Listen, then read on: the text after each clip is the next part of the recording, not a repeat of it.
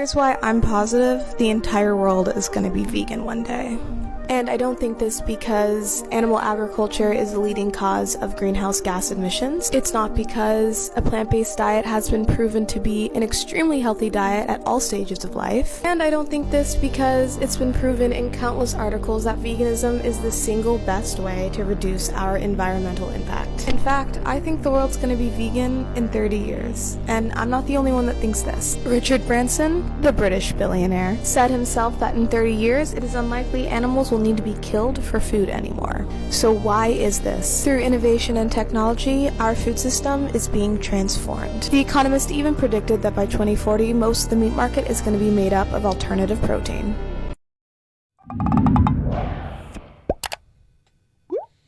That is like my worst nightmare. Like, go to bed one day and then wake up and like all meat is fake. Gosh. But hey, at least we won't be killing the animals.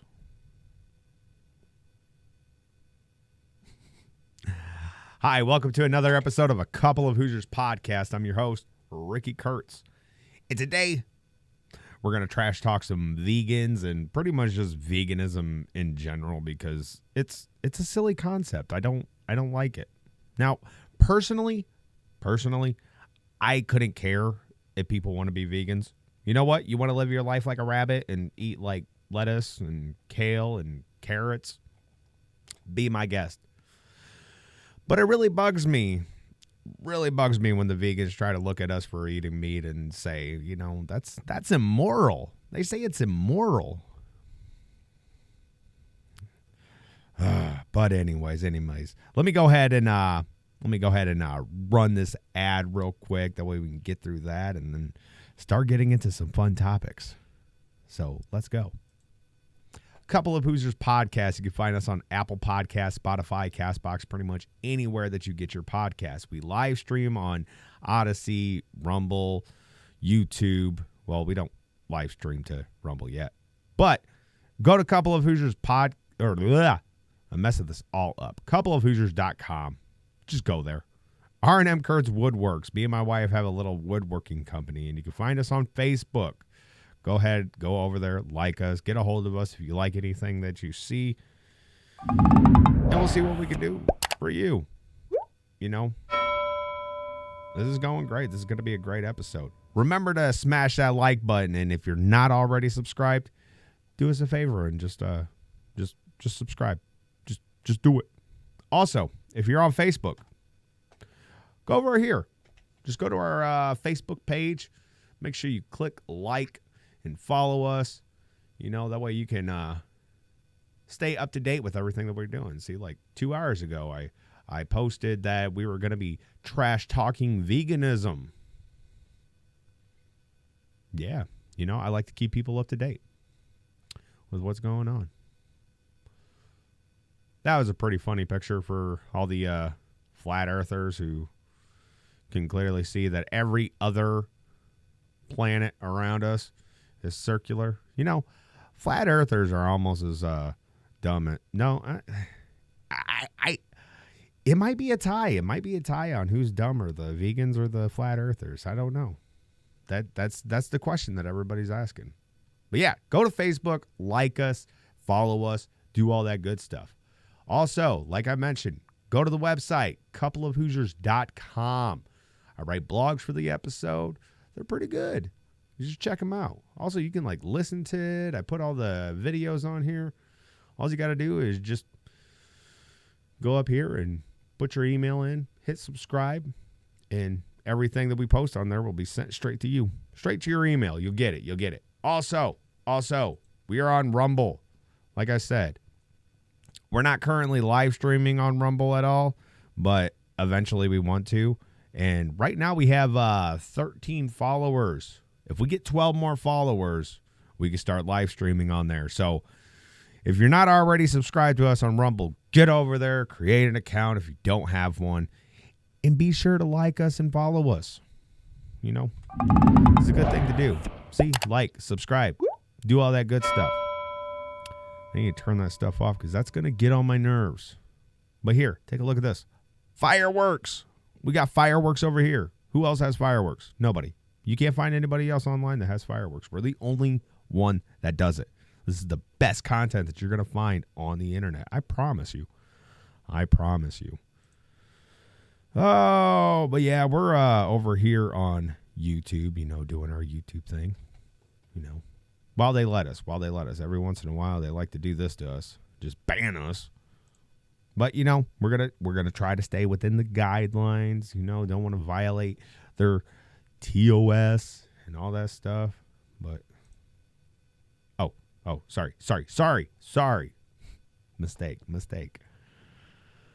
Oh, let's get into some stuff, though, because there's some great things going on in the world right now that we got to talk about. We definitely got to talk about. Let's take a look at what's going on in Canada. If you haven't heard what's going on in Canada, they have a new medical care that they're offering the wonderful people of Canada. Making them all healthy and stuff. Let's go ahead and take a listen. We don't help people commit suicide. I know some people use assisted suicide and euthanasia. My feeling is that I provide care. And I provide care right to the end of life. I provided care from birth to death. For me, it's the right word to use because I think we provide the service for what people are asking us to do for them. It's a part of care. Doesn't that sound a bit Orwellian? Like, hey, yeah, we know that we're like, ending their life and all that stuff. But, we want to call it care because we're providing care to them. It's what they want us to do. So is it ethical? I don't know. Can't believe it. Yeah, Canada is providing people with suicide if they want it. Or, if they just can't afford health care up there, even though it's supposed to be free up there. I don't know. That's what I always hear. Like, everybody likes to brag about, like, Canada's great health care and how it's free. Although it's never free. It's always provided by the tax dollars that you pay. But, anyways. Weird. Let's take a look at what's going on in New York. Because I saw this and it was just weird. What is that? A frickin' zombie? The zombie apocalypse is upon us. Just look at that. I've seen Night of the Living Dead. That's exactly what it looks like.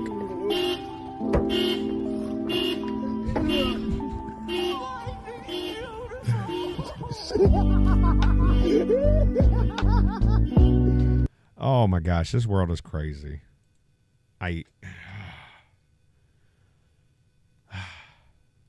Now, of course, it wasn't a real zombie like you see in the movies where they want to eat the brains. No, there's a serious drug problem going on in our country right now, and a lot of people are completely messed up on it. And like, I don't know. I mean, I think if I was like acting like that and you showed me a video of me doing stuff like that, I'd probably stop doing what I'm doing. But that's just me. I don't know. It's weird. But let's take a look at this. Everybody's like, always talking about technology and how we're advancing in technology and how great it is. But this scares the ever-living crap out of me, and I don't like it. Well, let's take a look at it.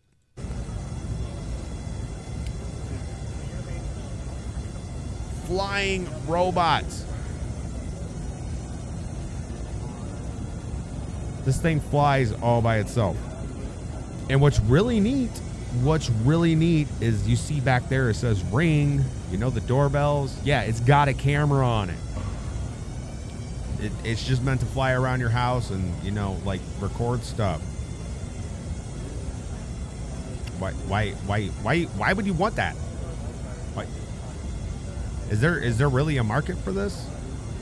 Do people just want to be like under surveillance all the time? Like, because I mean, something that's really interesting about Ring is that cops can get the footage from your Ring devices, like your doorbells and all that stuff, and they don't even have to let you know. Some would say, like, that's unconstitutional, you know, invasion of privacy. I don't know. Seems pretty weird to me.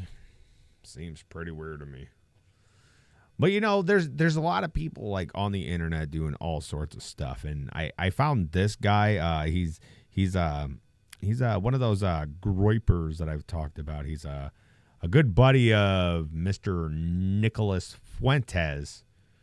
And here the tweet reads, ICYMI. I don't know what that means. But it says, Beardson Beardley, second in command to Nick Fuentes, went on an absolute deranged rant last night during which he screamed incoherently at the top of his lungs for hours on end. Here's a taste of what that looked like. Gonna warn you guys, he's gonna go berserk. Things are gonna be said. Things are gonna be screamed. But I gotta say, if I ever act like this on the internet, just call me retarded and tell me get off. Just stop.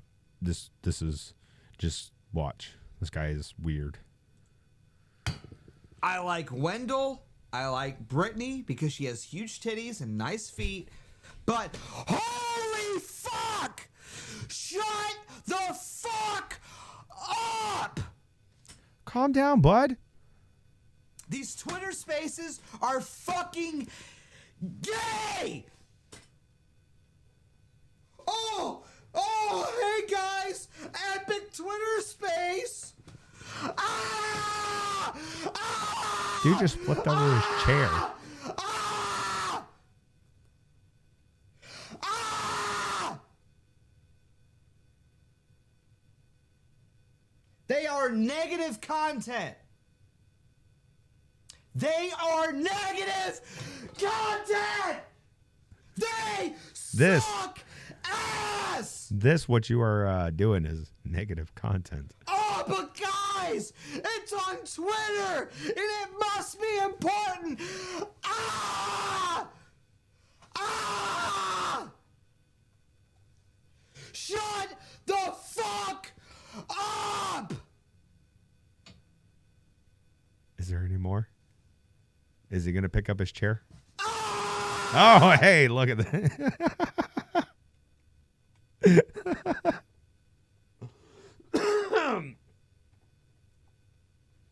So apparently that guy does like the whole live streaming thing, and like people watch him, and you know he does stuff like that, and you know if you couldn't see at the bottom, like people were sending him money, like people pay him,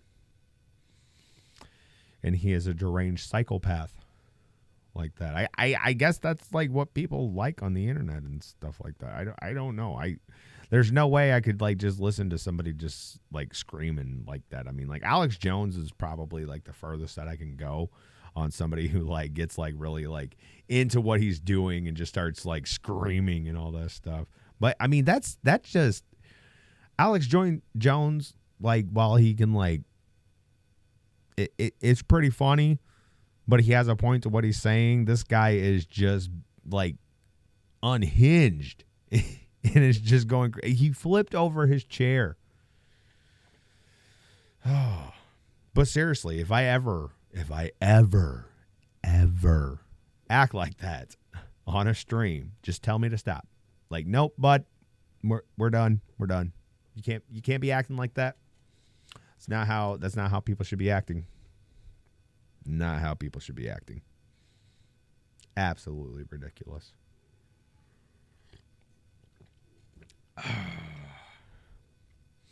Plus, I've heard rumors that he might be a vegan. I don't know. I've heard something about him like that. Like people have said that was soy raging. So I would assume that he is ingesting a lot of soy. which is something that a lot of vegans do. So it kind of correlates to what we're talking about. But, you know, the intro video was like kind of talking about, you know, we got like all this new meat coming out, like, well, not actual meat. It's like this artificial meat. You know, I showed some videos on it, and like I've talked about it before, and like, you know, like it first started out as like this like trend thing, like Burger King was doing it with the Impossible Whopper and all that stuff, you know, which I'm never gonna try it. Never gonna do it. Absolutely not. I don't care if it looks, tastes, smells just like a juicy burger. I'm gonna know that it's not a burger. Give me the cow. I want it.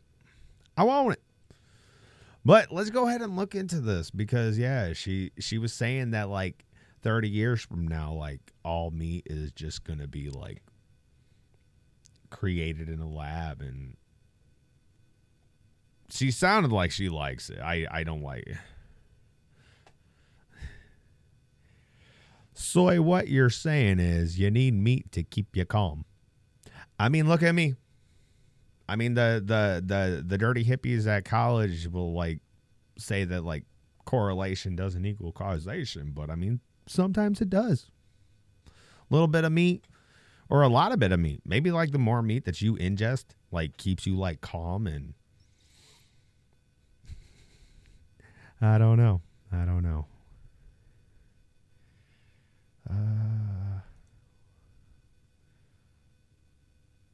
How dare somebody vote yes? How dare you? How dare you? Yes, I do have a poll up in the top of the chat that everybody should vote on. I mean, I hope somebody is joking when they clicked yes. If not, I would really like to know what's immoral about eating meat, because I don't see it. You can't convince me. That's funny, though. That's funny. All right, but let's go ahead and jump over to this article over here, because, yeah, they got a new name for it. Like at first it was like artificial meat and all that stuff, but now they're calling it cultured meat. Why? I don't know. Let's find out. So from labiotech.eu, cultured meat is coming soon. Here's what you need to know. By Clara Rodriguez Fernandez on April 13th, 2022. It's a 12-minute read. Let's go ahead. Cultured meat promises to change the way we eat and help solve some of the big problems of a crowded planet. That's a great way to start it off. Crowded planet. Overpopulation. I bet Bill Gates loves this article. When will it be on our plate, and how will this technology impact the world? What is this up here? No, I don't want it. Look, phone, calm down. I'm trying to do something here. Hard for me to concentrate with you just buzzing over there. Okay, so when will it be on our plate, and how will this technology impact the world? In a couple of years, your food might be served with meat that has been grown from animal cells. Oh, well, so that's not going to be actually vegan. But still, I don't like it. I don't know. Do you guys think that the vegans would have a problem with that? I mean, it's not killing the animals, but neither is like milking a cow or taking eggs from a chicken. But they don't like that either. So I don't know. I think they're gonna have a problem with that. What if like that is how like all the vegan meat is made? No, I know there's like soy and stuff that they use. I don't. It's just gross. It's just gross. Okay, over the past decade, the field of cultured meat has evolved from just a few pioneers to a growing number of players working towards the common goal of making meat derived from animals a thing of the past. We are now at a point where cultured meat has already hit the market. Singapore made history in 2020 as the first country to approve the sale of cultured meat products. The approval in question went to cultured chicken manufactured by the U.S. firm Eat Just for use in chicken nuggets.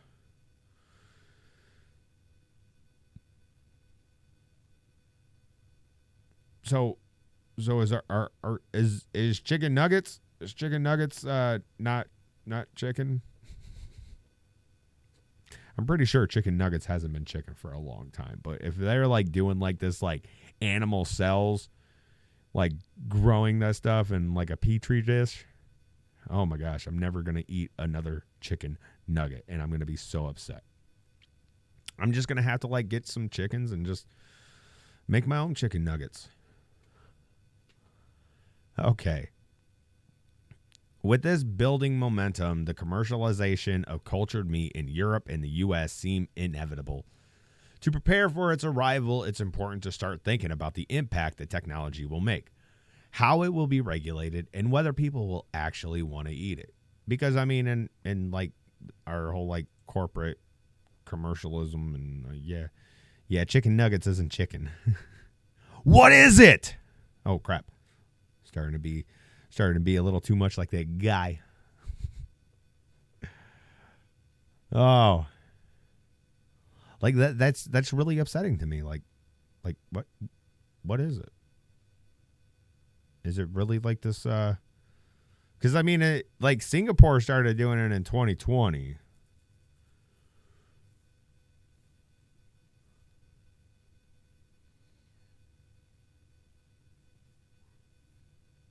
Makes you wonder.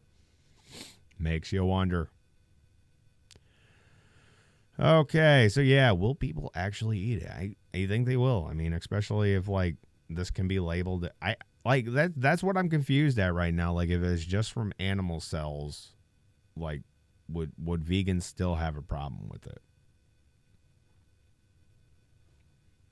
I don't know. Okay, so why eat cultured meat? In time, I believe that cultured meat could fundamentally change the way the majority of meat is produced in Europe, said Peter Verstraete. That's a name.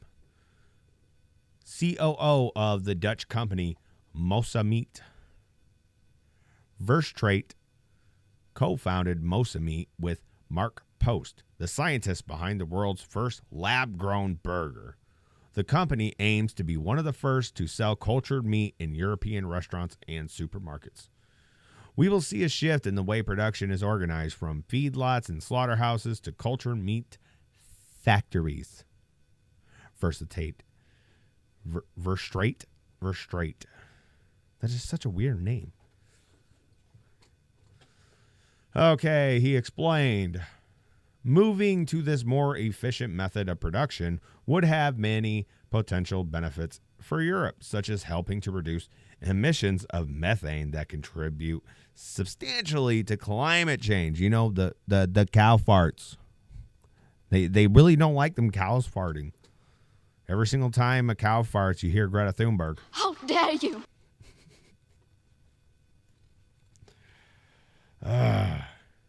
These people are weird. Like, look at that. The world's first cultured meat burger was cooked and tasted live in 2013. Don't look like a burger. That doesn't look like. I mean, it kind of like looks like meat, but it does. I don't know. I would say like if somebody handed me that burger, I'd say, what'd you do to it? You didn't cook this right. That's just weird.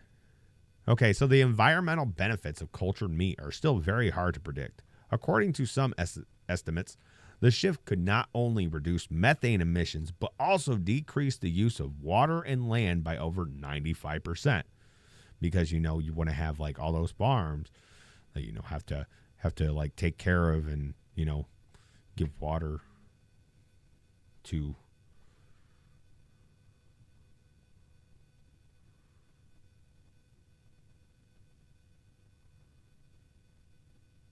Aw.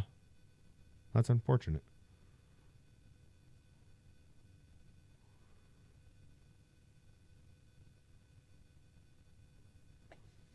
That's weird. Okay, so.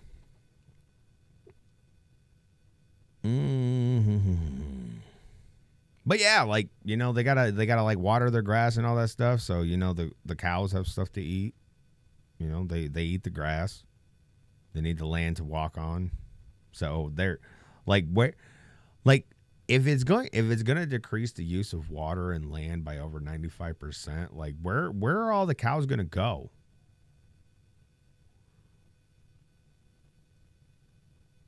Like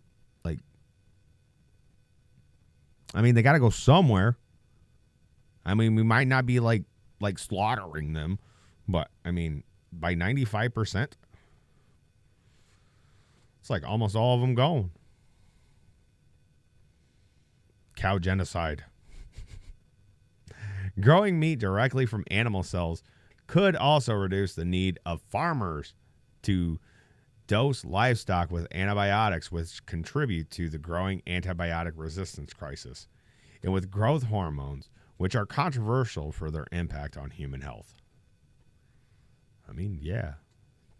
But, like, are they saying, like, are they trying to say that, like, farmers won't need to do that? Or, like, we won't need farmers?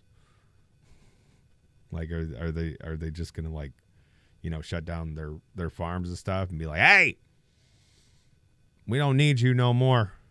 You're no longer essential.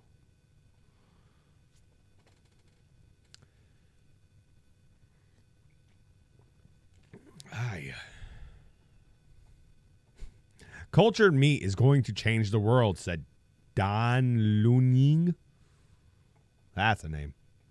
Having worked in the development of the first cultured burger, he's now CTO of Meatable, a Dutch cultured meat company. It's going to change how we view meat, how food is processed or produced, what type of food is being produced, where it's going to be produced, and what people will demand of it. On quality, on texture, on taste, on nutrients.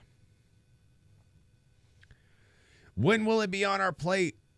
Hot on the heels of Eat Just in Singapore, many other players, including Mosa Meat, the Israel firm Future Meat, the U.S.-based Upside Foods, expects to launch their own products around the world in the coming years. Investors are also showing heightened interest in these companies.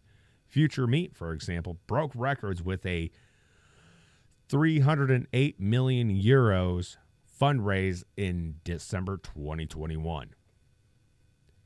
There's a big hype. There is a race happening, said Mercedes Villa, co-founder of the Spanish company Biotech Foods, which is now part of the global meat giant JBS. In the past few months, new players have appeared. We've counted almost 20 companies in Europe. All of them are very recent creations. But I think we don't compete between us. We are rather ambassadors for a new concept, and it's better not to be alone. Oh, yeah. The potential environmental benefits of cultured meat, however, might take a bit longer to materialize.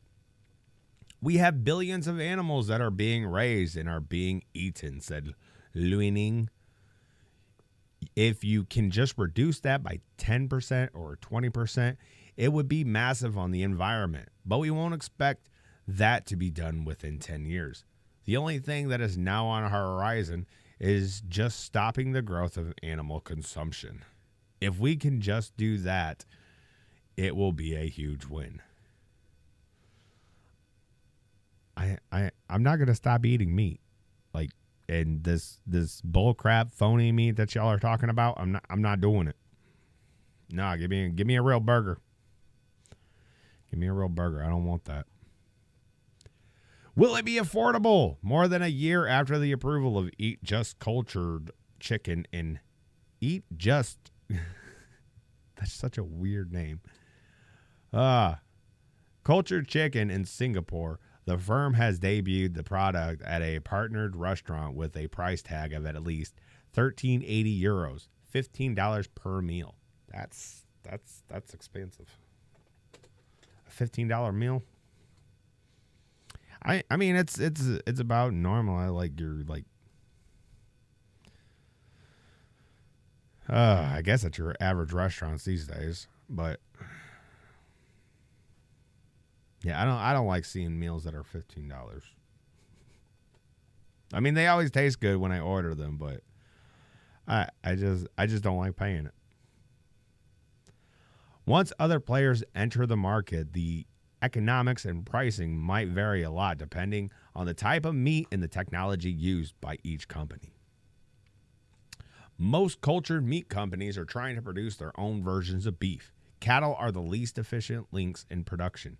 Pigs are twice as efficient, and chickens are 4 times more efficient, said Verstraete. Cattle also contribute the most greenhouse gases. See, there you go again. Them cow farts. Them cow farts. How dare you! How dare you! She can't stand the cow farts. Okay, including methane, which is 30 times more potent than carbon dioxide as a heat-trapping gas. And cattle require the most natural resources, demanding mass deforestation and loss of biodiversity. Beef is also one of the priciest meats. Beef sells at 2 to 3 times the price of pork and poultry. With beef, it'll be easier to break even, said Didier Taubia. That's a name.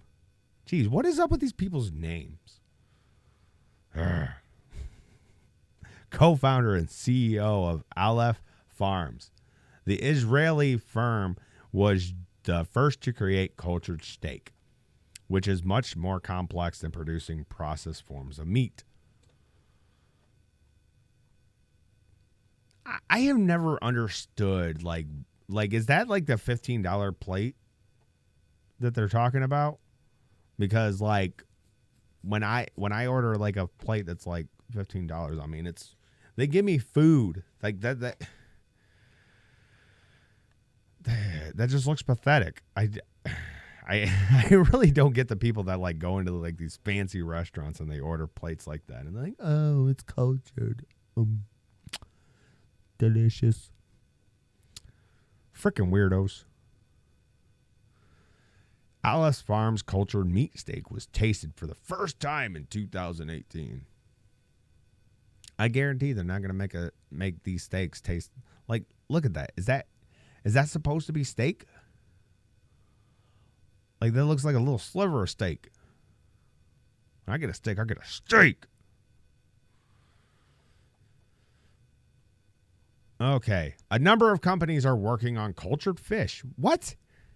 They're going to do it to the fish too? Like Blue Seafood in Germany, Wanda Fish in Israel, and U.S.-based Finless Foods, and Blue Nalu. This type of meat might have lower manufacturing costs because culturing fish cells requires lower temperatures and therefore less energy to be produced. I mean, you guys get it.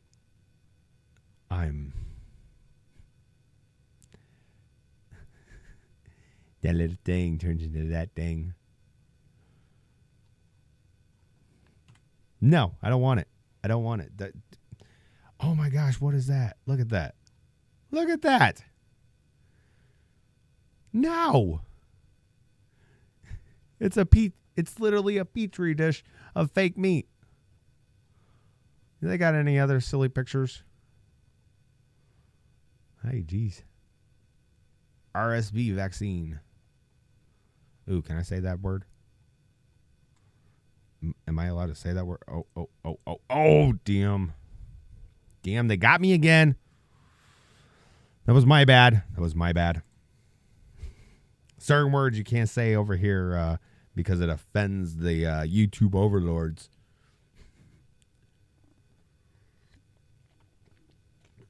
whatever. But yeah, let's look at some more stuff, because you know they say like there's like nothing wrong with being vegan, and you know it makes you like look like, I don't know. Look at Iron Man, Mr. Robert Downey Jr. He went vegan, and like I don't think we can call him Iron Man anymore. I think we got to start calling him Iron Deficiency Man. Just look at him.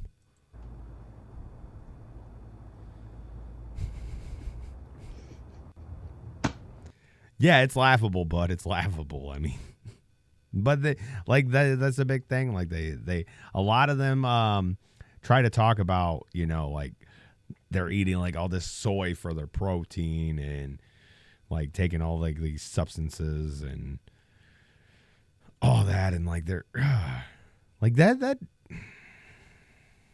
it doesn't look good, bud. Doesn't look good. But let's go ahead. This guy in this video, he's gonna convince people to be vegans. He's gonna convince us. Let's go ahead and take a look. Let's take a look. What's he got to say? Now, the first thing we've been taught is that our diet is natural. You know, we eat meat, dairy, and eggs, so therefore it must be natural. So let's find out. Now, you have two images on the wall. I want you to tell me all the thoughts that come to mind when you see the image on the left. And don't be afraid to scream out. What do you see? Fresh, yum, sweet, right? If I come into the room with a basket of strawberries, how many of your mouth starts to salivate? Your mouth starts to water? If I take a strawberry and I put it under your nose, what do you smell? If I take a knife and I slice that strawberry in half and put that under your nose, now what do you smell? Notice how all the sensations remain the same. You see a strawberry and it looks like a strawberry. You smell a strawberry and it smells like a strawberry. And you take a bite out of a strawberry and surprise, surprise, it tastes like a strawberry. Exactly, it's a strawberry. But what thoughts come to mind when you see the image on the right? Cute. You know, when I go to a classroom, you'll get half the kids who say, oh, cute. Animal, pig, Wilbur, babe. So half the class will see an animal. And yeah, like that's like a really good point. Like with like all the stories that they've been putting out for a long time, like trying to like set us in with this like emotional connections to these animals. But let's keep on. Let's keep going. The other half of the class will see bacon, sausage, ham, pig, sweet pork, and hot dog. They'll see a food. Yum. It's one or the other. You're either seeing an animal or you're seeing food. Now, what would happen if I took one of the pigs living, brought him into the room right here, and put him right in front of you? Does that change it? Now what do we see? Well, it's probably going to be smelly. And, I mean, what would we think if one of us got up and started chewing on the pig? Not very. Well, first of all, if he takes one of those little piglets, I'd be like, dude, what the hell is wrong with you? Like, you got, like, that's messed up. You really have to, like, no, you can't do that. You got to let that pig grow. It's got to eat some stuff. It's got to fatten up, and then you can start cutting it up and eating it. What's wrong with these people? How dare you? Normal. If I come into the room with a pig under my arm, how many of your mouth starts to salivate? Right? If I took a knife and I sliced that pig in half and put that under your nose, Again. now what do you smell? Again, you're wasting a stench pig. of death. You're not You going to smell get rotting enough meat corpse, from that. bacteria, decomposing flesh. You see, there's a process involved, and I'm here today to show you that process of how you convert this animal into this product. Why should it be kept a secret? Why should we not know what we're participating in and what we're putting in our body? Now, let's make the situation slightly more realistic. If I were to put a pig on this side of the room living and a butcher's knife on the side of that room, I mean, how many people would be willing to pick up the knife and take the life of that animal? It's very rare, right? And if somebody did that, that's all right, but how many people in this room would try to stop that person from doing that? Good Right? luck. Would we try that? You get in between me and my bacon. Don't do it. Don't do it. If I want bacon, I'm having bacon. Of course, that's compassion. I mean, that is the greatest quality in the human race. There's no other species on this planet that has that level of compassion to extend to all living beings. But if you would stop somebody from killing a pig in front of you and then go home and have this for breakfast, well, that's called hypocrisy. You know, just because it comes in a nice, neat package all dressed up in your supermarket, just because you didn't take the knife and shove it through their jugular, just because you didn't get blood on your clothes, and just because you didn't hear their screams doesn't mean you didn't participate in the killing. every time we buy this product, we are supporting somebody else doing what we ourselves wouldn't want to do. So?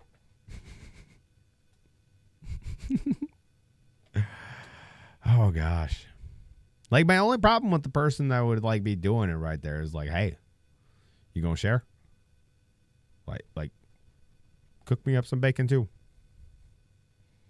I want some ham. What we ourselves wouldn't want to see, and what we ourselves wouldn't want to hear. Now, if you still see bacon, sausage, and ham when I bring a pig into the room, what happens when I change it? Oh, right. It's the common response. Now, I've never heard anybody say yum. Nobody ever sees dog feet, hot dog. So, why not? Why don't we see a food? We've been accustomed to view this animal as our pet. Now, that's just around here. You go to other countries, like, you know, poorer countries, and they'll eat those dogs. Just saying.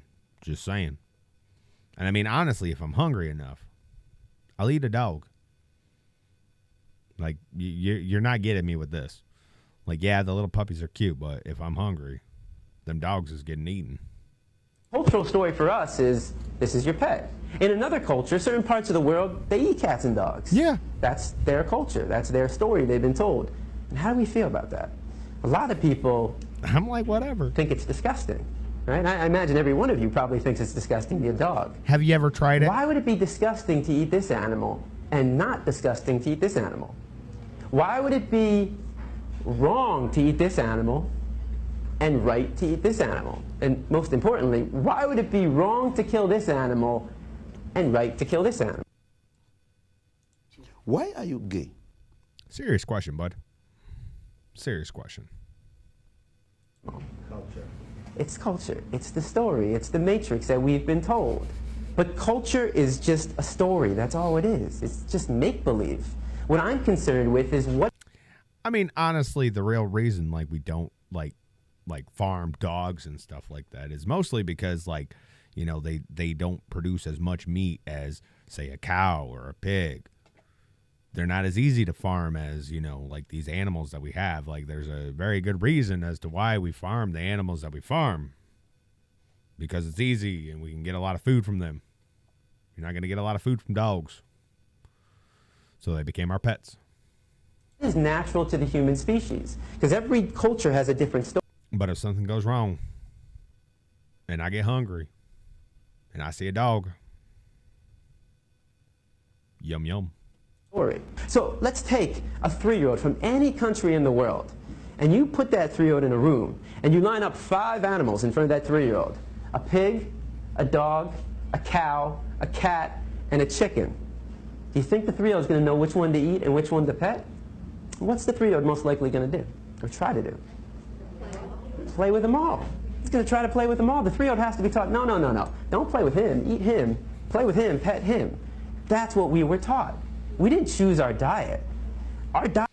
I don't have any problem with kids playing with their food. Come on, bud. They're just kids. Let them play. Diet is a learned behavior. We were raised to perceive this animal as your pet and this animal as your food. If you don't walk outside right now and you saw somebody taking a baseball bat to a dog's head, what would you do? You take action. At the very least, you'd call the police because you recognize that as a violation of this animal's right to be free from harm. Now, if you were to walk outside right now and you saw somebody taking a baseball bat to a pig's head, would your emotional response not be the exact same thing? Of course. Because the question for you is, what's the difference? What's the difference between the two? Right? Is there a difference? You might think one is cuter than the other. But that says more about you than anything about these two animals. You know, a lot of kids will say, well, the nose looks different. But I say, but they both got a nose to smell. Some kids will say, well... I mean, there's some people that eat the nose of a pig. I mean, I'd give it a try. He's got hooves and he's got paws. I say they both got feet to walk and run. Some kids say, well, his ears are going up and his ears are flappy. They both got 2 ears to hear. They both got 2 eyes to see. They both got a heart to beat and a mind to think. And the reason why don't do that we much would take thinking. action for both of them is because we recognize the equality between them and not the difference. Any difference is insignificant. The similarities, though, are striking. We know they're equal, yet every time we sit down for a meal, we create that separation. We create that inequality. Hi. Want to try vegan? We'll help you. Click link in the description. I do not want to try vegan. Absolutely not. Yeah, I think there should be like I think there's like a 20-second delay from when you guys see what I'm doing. I don't know why. I want to figure that out because I would like you guys to like, you know, see me in real time. Like, cause it's still not, you're still not seeing me in real time. I don't know. Maybe I'm learning as I go with this stuff. I feel like I'm getting better at the whole live streaming thing and like, you know, this whole stuff. My phone just will not stop. Jeez. So much breaking news. But yeah, no, I've definitely been trying to look into it more on trying to get the live stream to sync up better. That way, you know, when you guys like say something to me, it is latency to provide smooth stream. I mean, yeah, but I mean, there's some live streams that I see, and it seems like theirs is like more on cue, but I don't know. Maybe the internet just doesn't like me. It's not too bad. It's not too bad though. We can deal with it. If I eventually figure it out, it'll just be something better. It'll just be something better. But yeah, I mean, like towards the end, the way that he was like talking, and like that's the way like a lot of people like talk about it, about this whole situation on why we shouldn't eat animals and all that stuff. And they try to like he was saying, they got feet to walk and run. They got ears to hear, minds to think. They don't do a whole lot of thinking though. I mean, they can't like rationalize and like think about logic and stuff like that. They can't do it. Not a thing they can do. But like they try to like make them like seem more human like. It's really weird. I don't like it. It's kind of satanic, if you ask me. But yeah. I really thought that was funny though when he like pulled up the picture of the puppies, and I was like, dude, I will. Cows are wicked smart. Not as smart as us though. I mean, I think what the closest that comes is like dolphins, but I mean they still can't process logic and all that stuff, and you know, I don't care. They're delicious.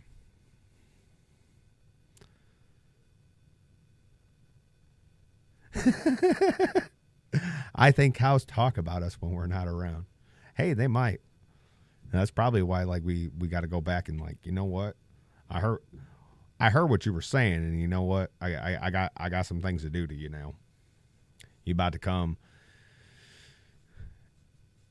become food. Because animals were created to be food for us to eat.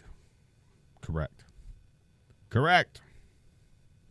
And we were given dominion over all of them. All of them. But yeah, like I was saying, like he pulled up like the picture of like the little pigs and all that stuff, and I was like, I mean, honestly, don't eat piglets. Like, let them grow, fatten them up. It'll be better in the long run. Trust me. And then he pulls up the picture of the dogs, and it's like, and he even admits like in some cultures, like he says that it's a culture thing that they eat dogs and cats, and it's more of, you know, their poor societies, and like that's what they got. like we are blessed in this country to have like the things that we do have. We really are. But I'll eat a dog. I know my neighbor was outside cooking last summer, and I was like, "What you cooking over there?" And he was like, "Goat." I was like, "Never tried goat before. Let me try it." Gave me a little piece. It's kind of chewy, but still good. I'll definitely eat another goat. And I'll definitely eat a dog if I need to.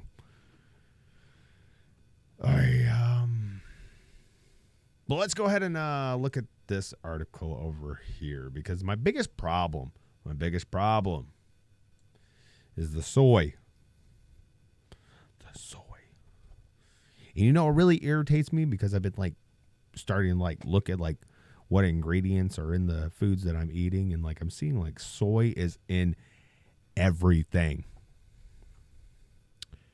If Adam and Eve would not have sinned, we wouldn't need to eat and nobody would ever die. True, but it happened. And depending on how you think of things, like if like, what is it, predeterminationalism or whatever, where you like think that everything is like predetermined and like God knew that they were going to sin and like everything is inevitable. And yeah, I don't know. But yeah. True. I'm going to say true to that.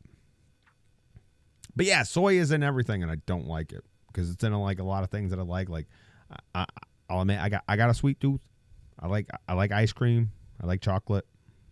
I like a lot of those things, and soy's in all of it. Weird how all those things are so bad for you if you like eat a lot of it. But let's check it out. From goodhousekeeping.com. Is soy good or bad for you? Here's what our experts say. Tofu, edamame, I don't know what that is, miso, and soy milk all have health benefits that you can enjoy. Don't care. Give me cow milk and tofu. Like, that's just gross. That's probably one thing that I would like never try is tofu. That doesn't sound appealing to me. Raw fish. Like, no. Like, put a bunch of butter on that fish, throw it on the smoker. That's the way to eat fish. With more Americans exploring a plant-based diet to improve their overall health and the health of the planet.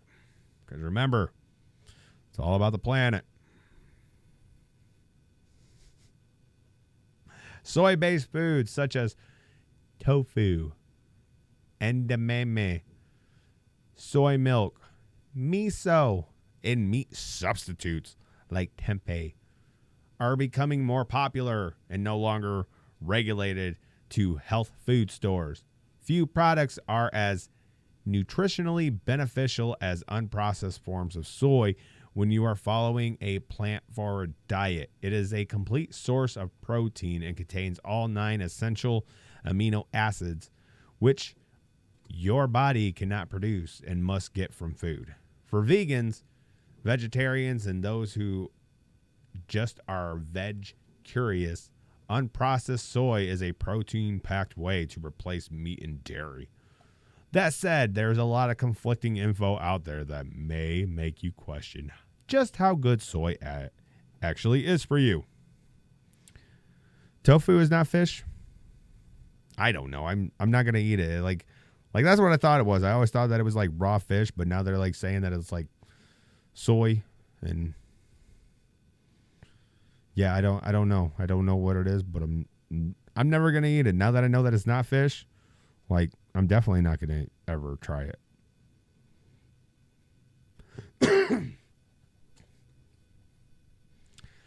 Let's sit back with a nice glass of soy milk and a slice of tofu-based peanut butter pie. Oh, that sounds gay.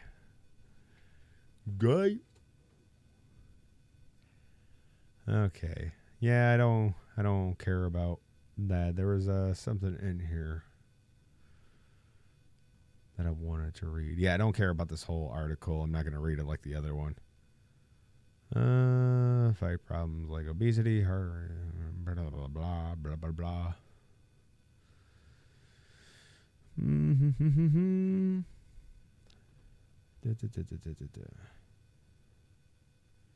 Okay. May decrease your risk, may improve fertility.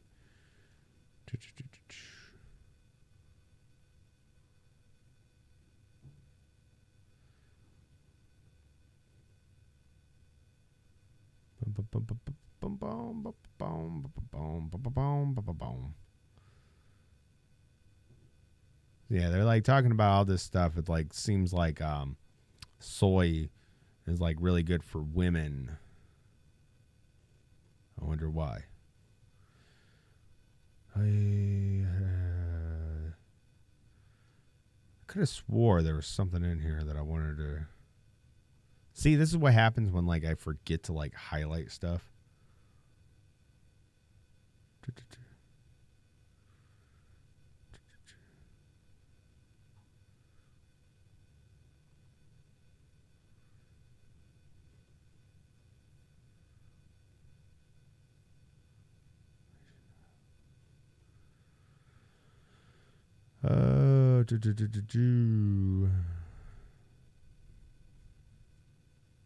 I might have been reading a different article and I possibly got rid of that article.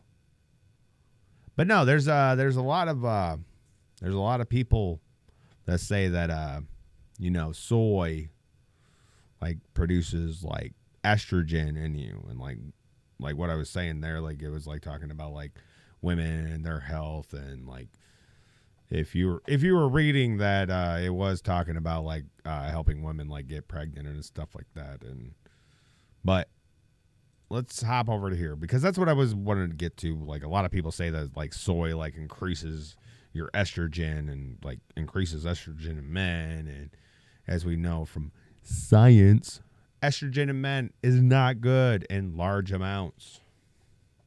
That's why other things are not a good idea. I think you know what I'm getting at. Let's go ahead and hop over here to PubMed.gov.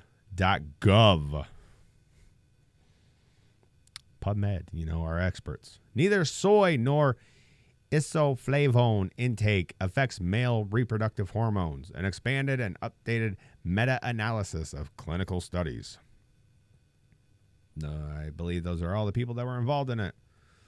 Let me make this a little bit bigger because I can't see it.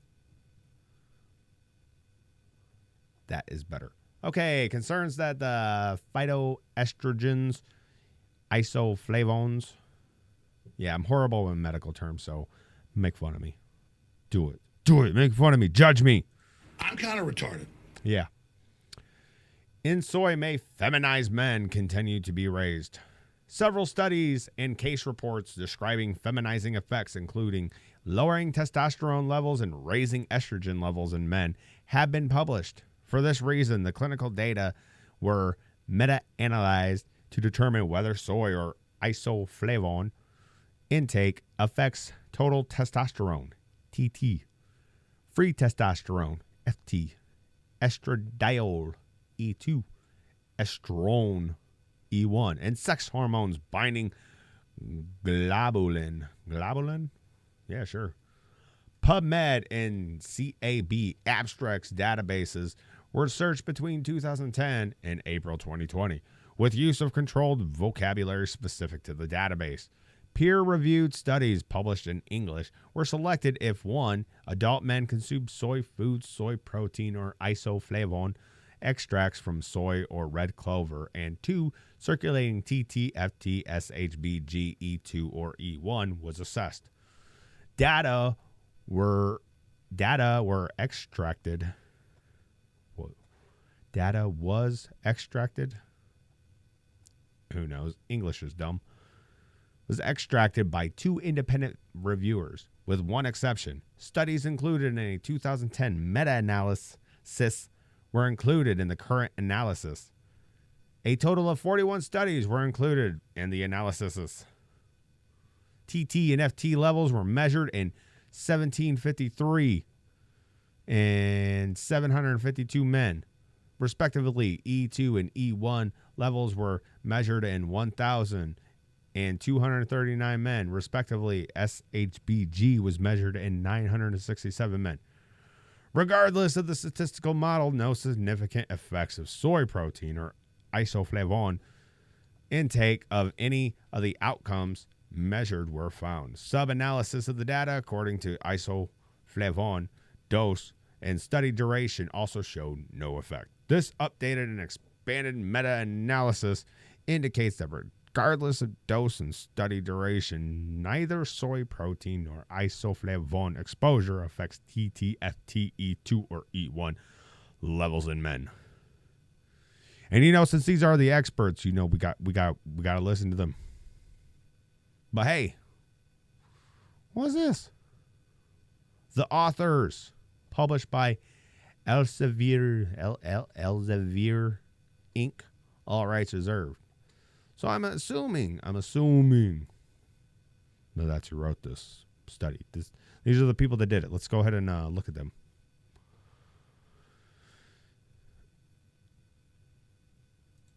Sure. Okay, so about them.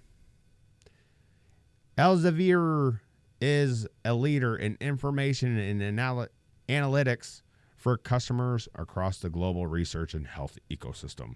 Our mission: Elsevier helps researchers and healthcare professionals advance science and improve health outcomes for the benefit of society. We do this by facilitating insights and critical decision-making for customers across the global research and health ecosystems. Let's go down. Let's take a look at what they like to do. So their history, they were founded in 1880. Those were some crazy times. It's a global business headquartered in Amsterdam with offices worldwide. So kind of like globalism. Management: to find out about the possibility of arranging an interview with one or more members of Elsevier. Ooh, can I talk to these people? That would be fun. Hey, look at this. It's their initiatives. Corporate social responsibility, otherwise known as ESG. That thing that I've talked about a few times that is really bad. We are proud of our unique contribution to sustainability development in partnerships with our global research and health communities. They like open science, whatever that is.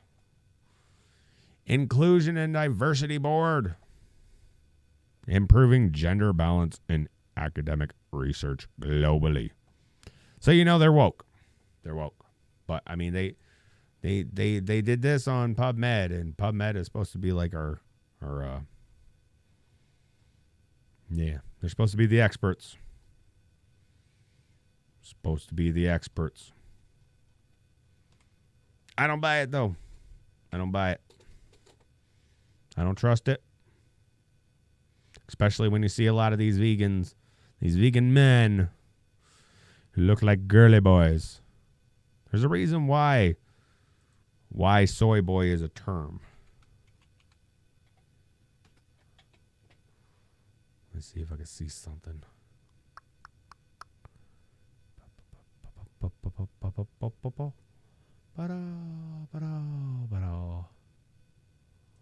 What is that?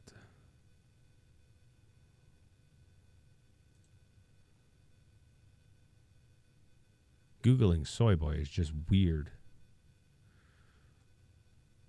Here, let's go over here. Look at some of these pictures when you type in soy boy. That looks like a masculine man. My gym crush might be dating some soy boy. What the F?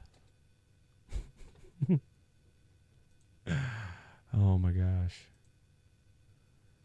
Wow. How to soy boy Max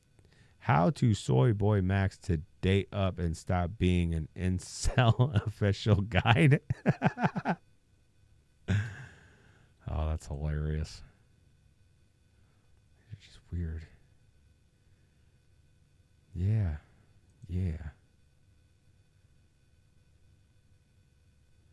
So many things wrong with these pictures. This is just weird. What did I stumble across? We're going to get out of that. That's just weird. Weird. The soy boys. You can't convince me that soy doesn't feminize men. I mean, like, look out in society today, and soy's in everything. I don't know. It's weird. It's really weird. Boom. Smash that like button. Make sure you subscribe. Let's go back over here because we got some more. Things to look into.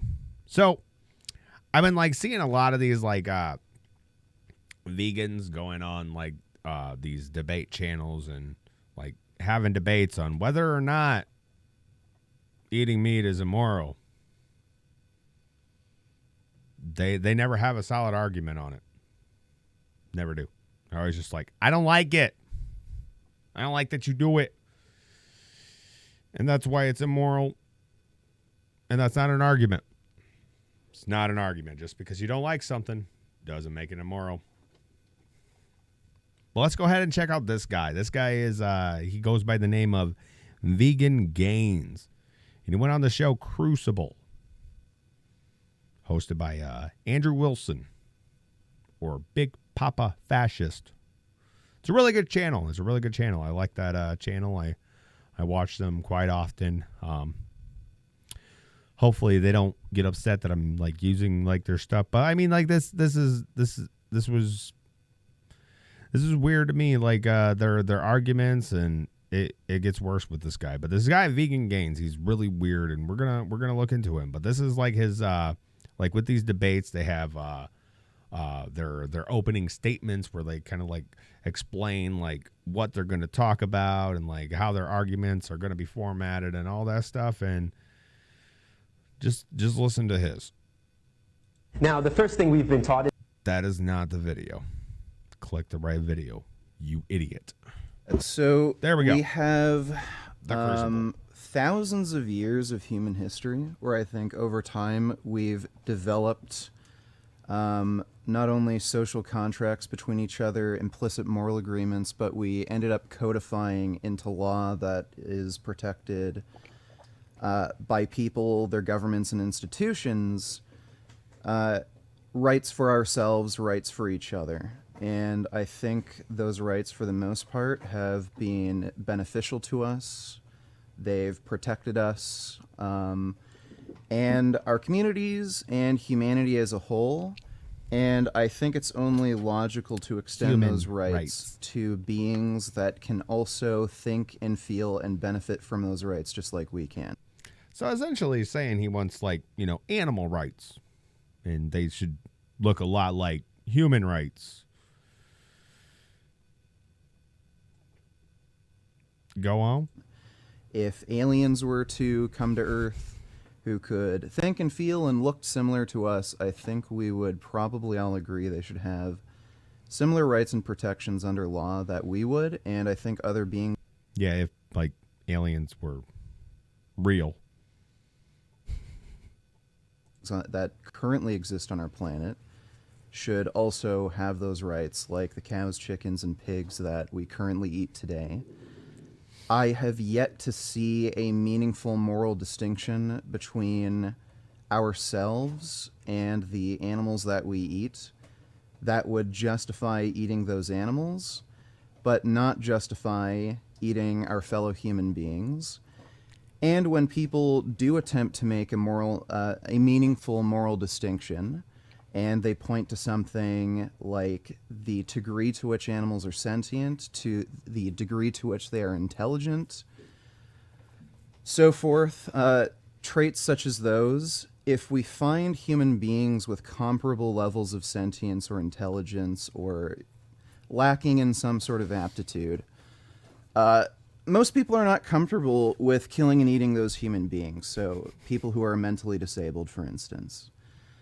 So, yes, I'm going to request that my debate opponent point out these moral meaningful distinctions, and we'll test to see whether or not he's logically consistent with his moral views, whether or not he'd be okay with taking away human rights, and holocausting millions, perhaps even billions, of his fellow human beings just so that he has a logically consistent basis for going to McDonald's and eating a burger.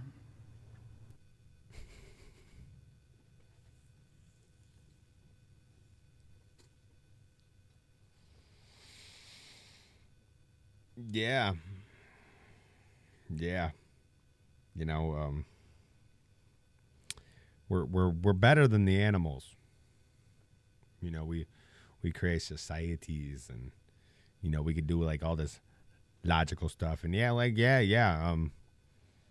know, a whole lot of people like aren't all that intelligent, all that stuff. Yeah, there are people like that have like mental problems, like he was discussing, and all that stuff. And no, it's not okay for people to eat those people. But that's not why we decide that we can eat animals. I mean, there's a very, very huge distinction between humans and animals. But like a lot of, like, if you heard him saying in there, like a lot of these vegans, like their whole point is sentience. Like if something has sentience, like it deserves rights and all this stuff. And if it doesn't have sentience, they don't care, and that leads to like some really, really dark stuff that they're trying to be like logically like consistent, to where they like have to like say, yeah, they have no problem with, you know, necrophilia because, you know, dead bodies don't have any sentience. Like some of them will try to like shake it off and like say like, yeah, I don't really see anything morally wrong with it, but I would think it's weird. Like, no, it's immoral, you sicko. But let's keep on going. This part of his argument gets really, really, really amusing. Just, yeah.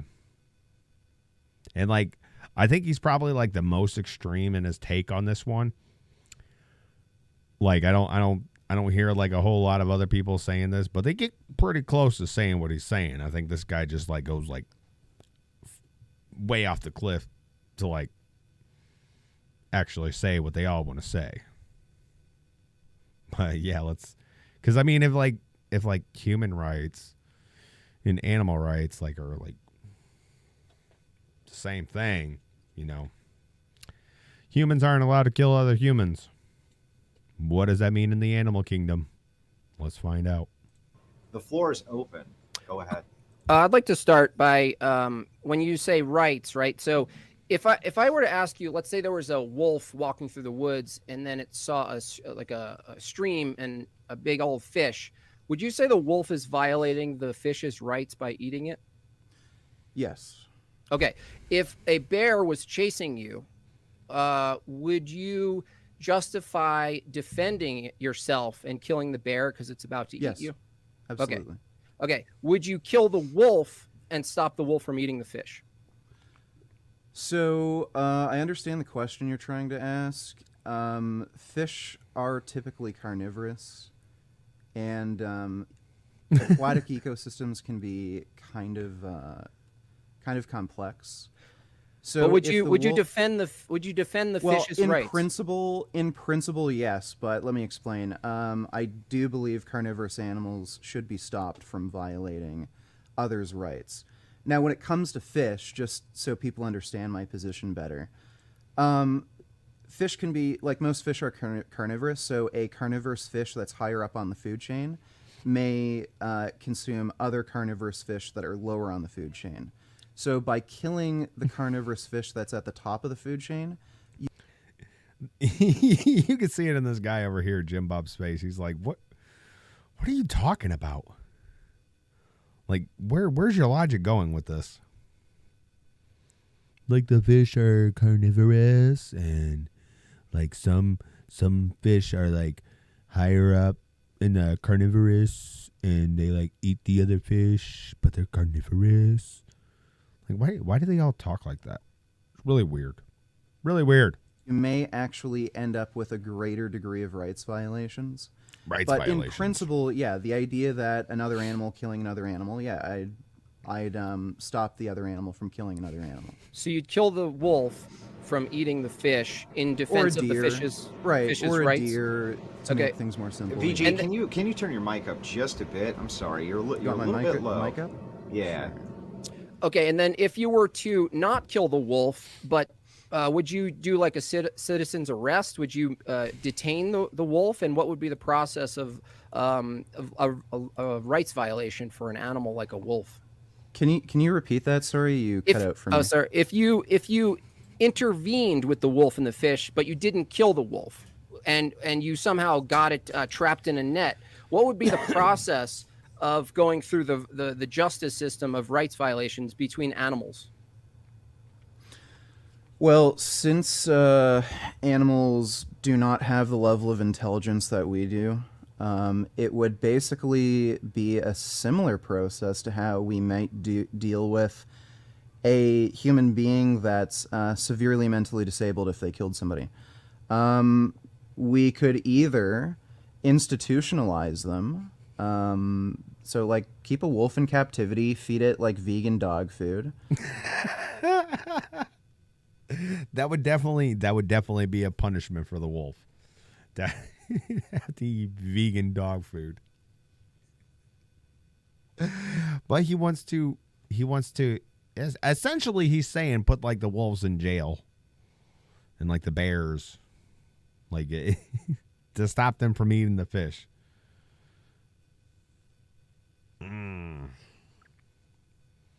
Did this guy not watch Lion King? You know, the whole circle of life. You know, there's like it's almost like this world has like this system, and when we humans who think that we are like the greatest beings ever, and like there's nobody above us, we tend to mess things up. Like if people tried implementing something like this, it would probably damage some ecosystems, but go off. That would be ideal.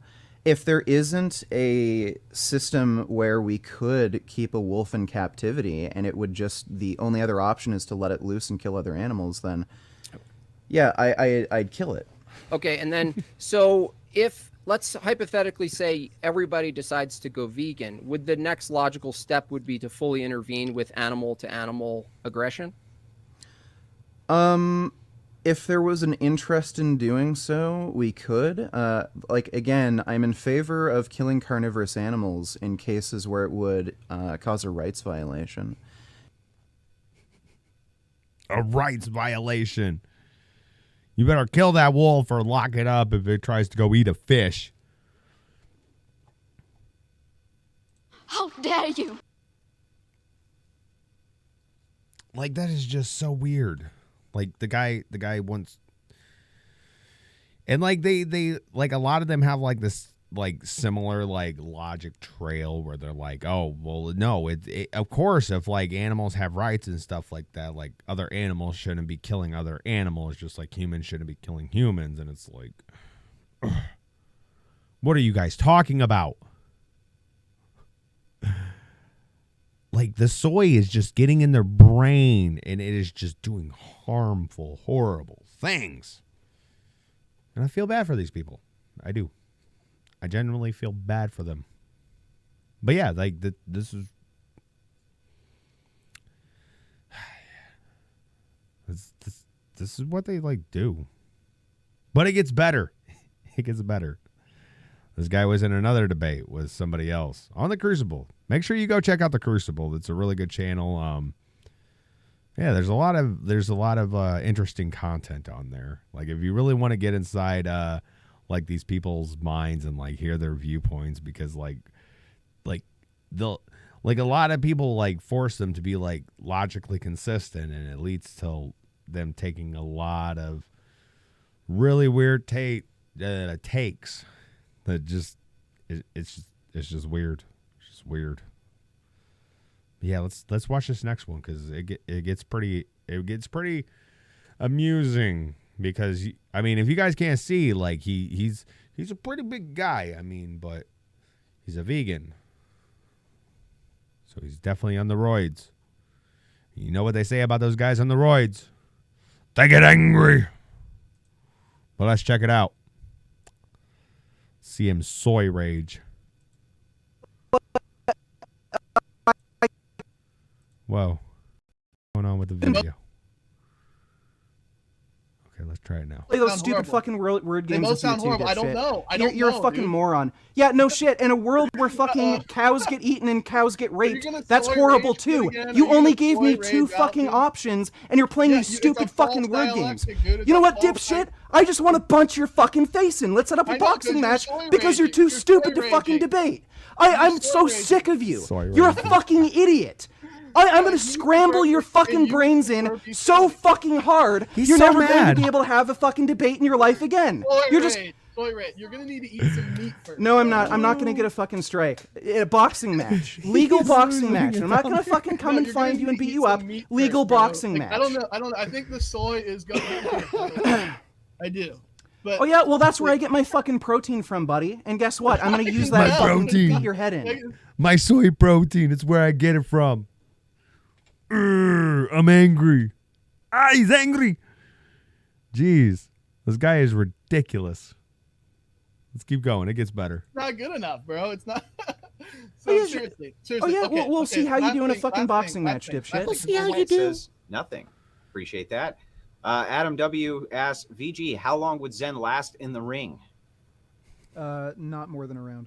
I'd smash his face. And his brains would be fucking scrambled. Well, I don't He fight wouldn't be able women, to so. get up. Well, no, you don't fight people who are bigger, stronger, smarter than you who could kick your fucking ass. Well, That's what you there don't are no fight. women that are that, so. Yeah, yeah. Let's see. Who has more muscles? He's taking his shirt off. Take a look. Okay, who has more muscles? Who has more muscles here? Dude, your arms I don't know. are I don't have to. I don't have No, to. no, show us your bicep. I don't Who have has to more justify. muscle? I don't Yeah, actually right. You have to don't fight justify. people who are You got bigger more and pit stronger stains than you tonight, and dude. can You kick got your more pit fucking sweat. ass. Are you nervous? You don't fight people who are bigger and You got stronger pit than sweat, you bro. who Are you can kick nervous? your ass. He took his shirt off. What a loser. We're in a debate and I'm going to get mad and I'm going to talk about kicking your ass. Man, tough guy right there. Tough guy right there. Talking trash on the internet. Talking about how he's going to beat him up.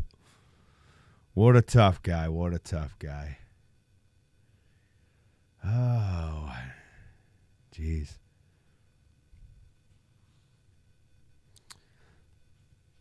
So what do you guys think about that?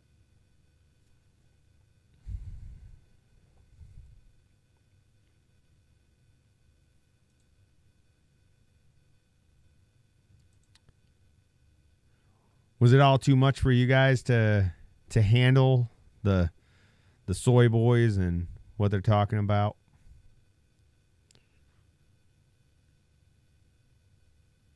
Ah, man, it's just like seriously, I literally have no problem. If somebody wants to be vegan and they want to eat rabbit food, they can go ahead and do it.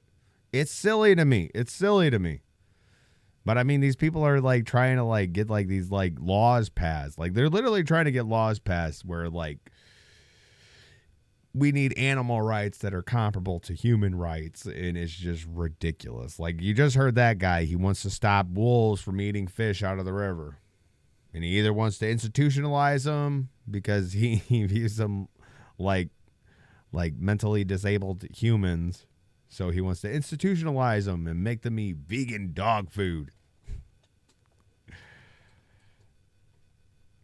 Like, it's absolutely mind-numbing that these people think like this. And they have the audacity to say that like us eating meat is immoral. But they can't ever prove it. They can't ever prove it. They have like no solid argument except for the fact that like all they can do is go off of like, oh well, these cows like and pigs and chickens, they get horrible treatment in these slaughterhouses. Like they're slaughterhouses. What type of treatment are they supposed to get? They're going to die and get made up into delicious food. Like I don't care what happens there. I know what happens there. I just don't care. They're animals. Really don't care. Does not affect me one bit while I'm eating my burgers, my chicken, and my pork. Really doesn't bother me. But I mean, that's the only arguments that they ever go for. Like they don't like the fact that happens. So like nobody should be able to eat meat because they don't want that happening. And I'm like, piss off. Because I'm going to eat my meat. One way or another. One way or another. I think I had one more thing that I wanted to talk about.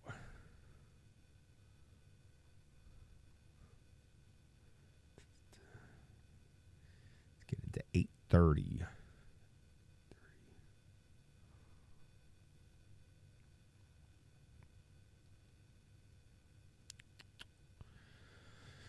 Give me just a moment.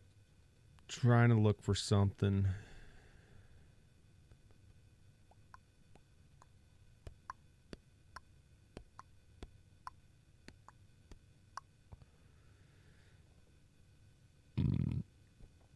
Oh, excuse me.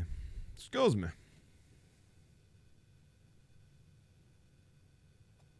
Now, okay, so what I wanted to end this on is like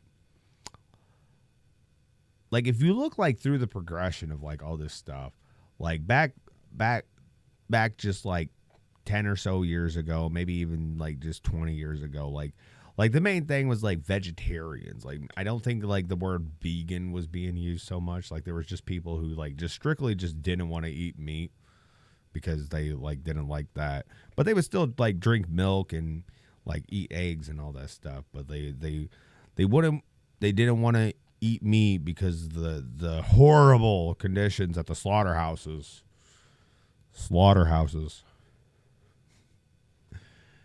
But they didn't want to do it, so they were vegetarians. And then slowly but surely, like, people started moving to veganism.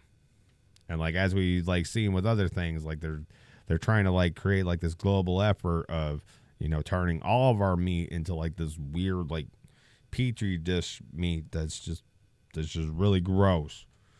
It's really gross. I don't like it. But I mean, it leads me to wonder like were like these people like, because like the guy was like saying that like kind of like we were like socially engineered into like thinking like it was acceptable to eat these meats and be barbarians and whatever he was saying. I don't remember. But like honestly I really think that like this whole like veganism and vegetarianism and all that stuff, I really think that was like socially engineered, because like you go back through like, because I think a big way that like people get a lot of their ideas without realizing it is like through our media, like movies, TV shows and all that stuff. And like they've been putting like a lot of this stuff in like through the years, like especially like you go and like look back at like old Disney movies, like a lot of like Free Willy. Free Willy was like a big movie, and it was all about like animal rights and all that stuff. And like the people like you got to treat animals right. Don't be mean to the animals and all that stuff. I mean, they've been pumping this in our media for a long time. And like a lot of people are starting to like come around to the fact that like there's a lot of things going on in our world that seem to be like planned out by these people around the whole globe. And they want like this whole like global initiative, or like some sort of global new order or something like that, you know. And a lot of people think that it's like new or something, but like most of these people that are doing this, they've been around for a while. And let's look at this group of people, because like a lot of people like always talk about like the WEF, like the World Economic Forum and all that stuff, and Klaus Schwab and Bill Gates and people like that. But like not a lot of people talk about these guys. The Fabian Society from fabians.org.uk. Up here the future of the left since 1884. And look at that, green and pleasant. This essay collection explores how the peripheral.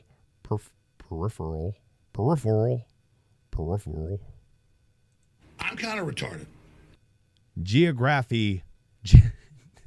Geography of rural and coastal areas shape the challenges they face and lays the groundwork for a labor offer to voters living in them.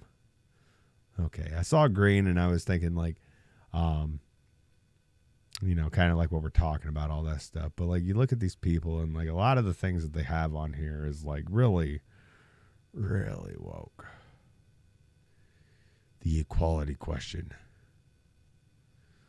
Why labor should re-embrace its egalitarian roots.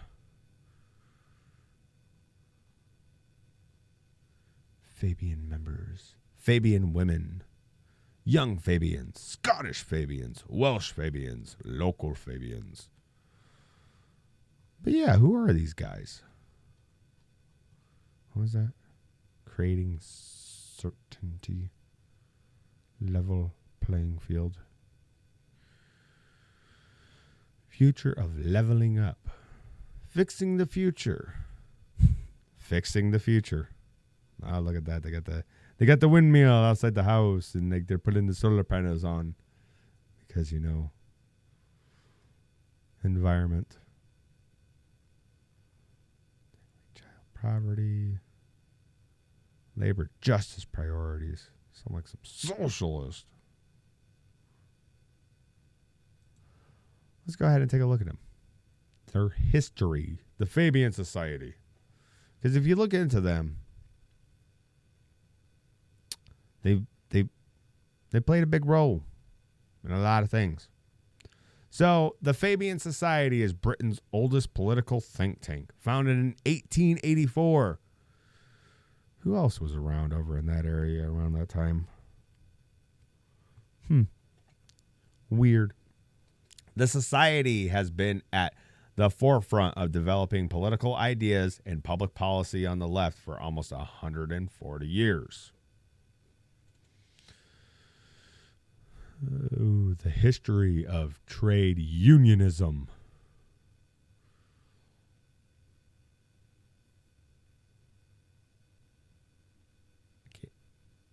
I'm over here trying to... What a retard. I'm over here trying to look at the side of the book. I can't tell if that's like... I think it's like socialism thoughts. I want to say that that's what that book says. Who knows? The archives of the Fabian Society are held at the London School of Economics, including a comprehensive digital archive. If you are interested in the history of the Fabian Society and would like to write for us on any aspect of the Society's past, please contact our editorial director, Kate Murray. We are particularly seeking to commission articles on the Fabian Society's historic engagement with race and empire. Sounds weird. The Fabian name. The Fabian Society derives its name from the Roman general Quintus Fabius, known as Cunctator. I don't know that word. Whatever. From his strategy of delaying his attacks on the invading Carthaginians until the right moment. The name Fabian Society was explained in the first Fabian pamphlet, which carried the note, "For the right moment you must wait," as Fabius did most patiently when warring against Hannibal. Though many censored his delays, but when the time comes you must strike hard, as Fabius did, or your waiting will be in vain and fruitless. Wait for the right time.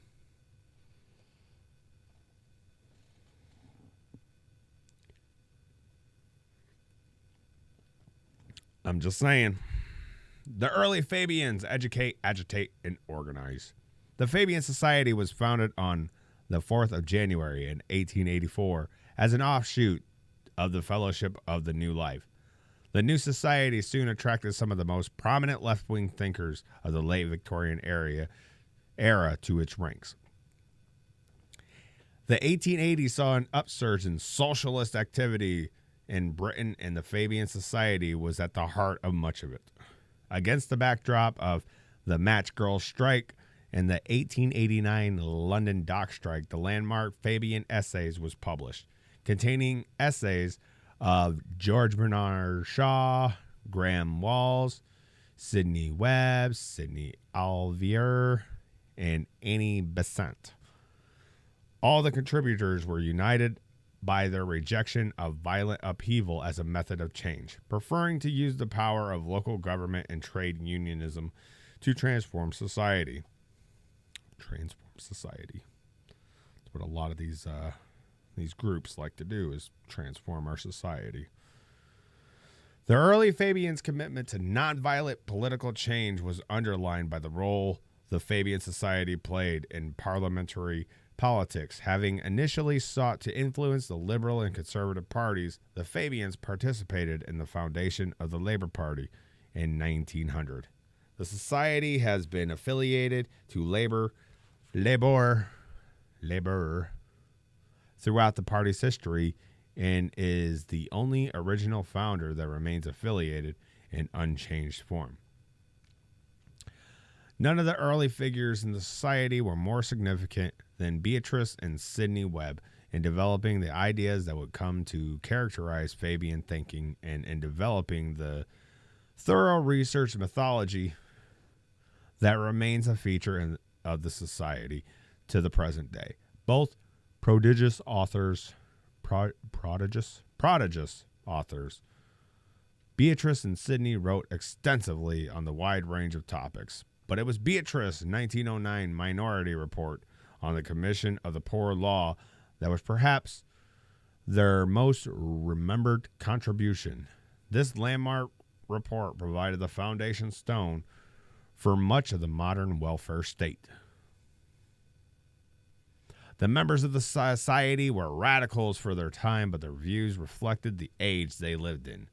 Leading members of the society held racist prejudices and opinions which were not in keeping with the society's commitment to equality for all, either then or now.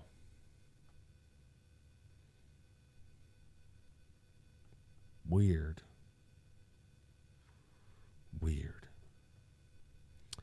Fabians engaged in debates on eugenics and were racist towards people of Jewish, black, and Asian origin. Views of the role of empire varied amongst members, with some supporting rapid decolonization and others seeing the British Empire as a potentially progressive force in the world. Weird how all these leftists like back in the day were like really racist. Really weird. 1945 and after. What happened in 1945? Weird. It looks just like an enormous Fabian school. Zena Parker on seeing the 1945 Parliamentary Labor Party in conclave. 229 Fabian Society members were elected to Parliament in the 1945 Labor landslide. That's a lot of them. With many of them ministers in the Attlee administration. But the Fabian contribution to Attlee's reforming program of 1945 to 51 had begun much earlier. The Labor Manifesto, Let Us Face the Future, had been written by Fabian Michael Young. Many of the pioneering reforms of the 1945 Labor government had been first developed in Fabian essays or pamphlets, including a national medical service, first proposed in a 1911 tract. The process of renewal that had always been a part of the society began in earnest as the general election in 1951 loomed. The new Fabian essays included contributions from Anthony Crosland, Richard Titmus, Richard Crossman, Dennis Healy, Ron Jenkins, and would do much to refocus society's work on the continuing problems of inequalities that persisted in British life. These thinkers would prove vital to developing the agenda of the next Labour government in 1964, as Crossman, Titmus, Abel Smith, and Crossland became the intellectual engine that underpinned much of the Wilson government. But the 1960s and 70s proved a challenge for the society, though it continued to expand its activity into new areas and developed a formidable research wing. Fabian ideas were under siege as the post-war consensus in British politics was put under increasing pressure in the mid to late 70s. But yeah, is there anything in there?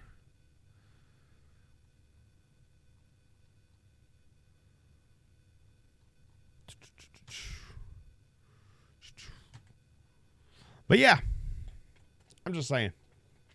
I don't know. Maybe we need to look into those guys more, because I was recently reading some stuff on them and hearing some stuff about them. And like it's like these like old like global societies like that. Like I believe they play a strong role in like why our world is the way it is today. Now you can shout out conspiracy theory and all that stuff if you want to. I don't really care. I think it's better to look at this stuff and like see if like there is like some like correlation to it and all that. But I mean, who knows? But I mean, the main topic of this has been the vegans, and like they're really silly, especially that guy Vegan Gains. I mean, I really hope like he's serious about his will to protect the fish in the river, and he goes in and arrest the wolves and the bears. I want to see him put it on a live stream. Like just set up a tripod and a camera out there, and just record that, and like you show us how you're gonna do this. I'll be watching. But yeah. It's funny.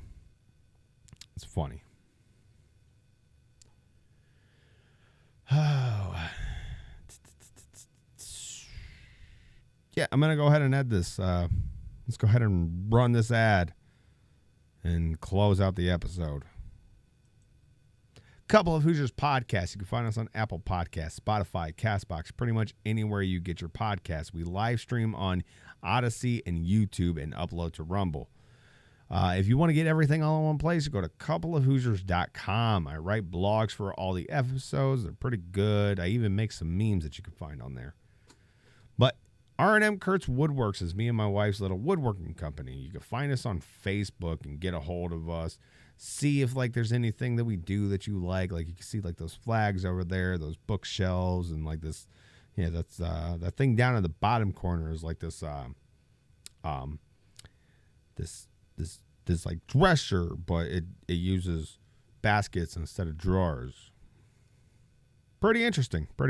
I enjoyed building it, but yeah, it's been a good episode. Talked about some funny stuff, the vegans. Talking about the vegans. Saturday, I got some good stuff to talk about when it comes to like the whole like gun control issue, because there's a lot of things that's been going on lately. I mean, I was thinking about talking about it tonight, but I really wanted to talk about these vegans because it's been on my mind for a while, and they just they bug me.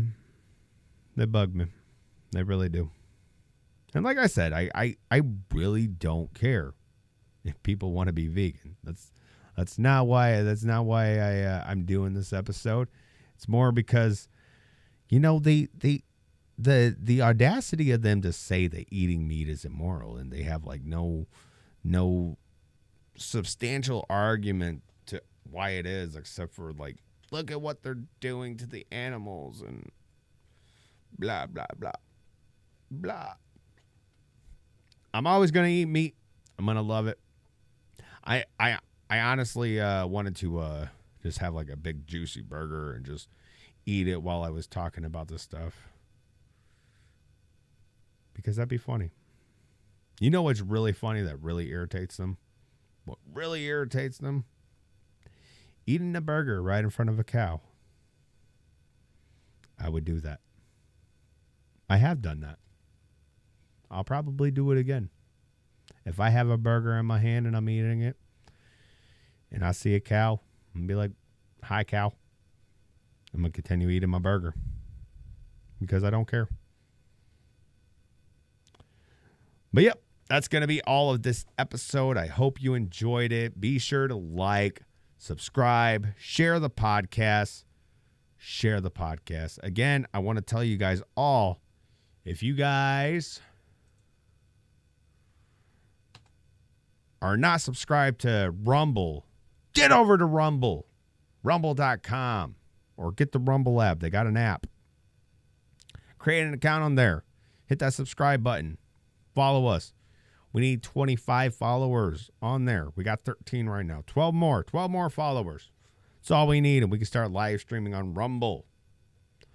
You know, get our content out there, you know, get us seen, because that is like a big thing of doing this. I mean, no point in me doing this if like people aren't seeing it. I mean, like, yeah, I like talking to you guys. You guys are cool. You guys are cool. Thank you. It was a good show. It was a good show. I still want to know who voted in the poll saying that eating meat was immoral. I want to know why it is. I think you were probably just joking with me, though. I hope so. But you guys take it easy. I'm going to get off of here. You guys have a wonderful night and a wonderful rest of your week. Tomorrow's Friday. Yay, Friday. But be ready for the show on Saturday morning. I'll be here. It'll be fun. It'll be wonderful. But you guys take it easy. Bye.